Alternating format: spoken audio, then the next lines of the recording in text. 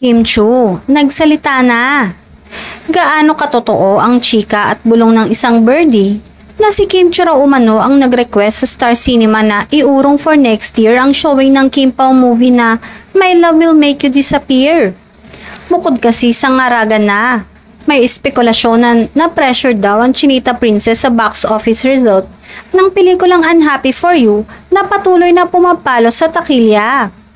Ganoon din sa paparating na movie ni Catherine Bernardo at Alden Richards na Hello Love Again. Record-breaking nga naman ang almost 400 million na kinita nito sa lokal na takilya na kasalukuyang humahataw rin ng international screenings to sold-out audiences.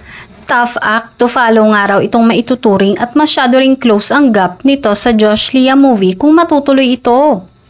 Ayon naman sa ibang source, sadya raw iniurong ng nabanggit na film outfit ang showing nito dahil gusto nilang lutuin at mapaghandaan ang bonggang promo ng pelikula.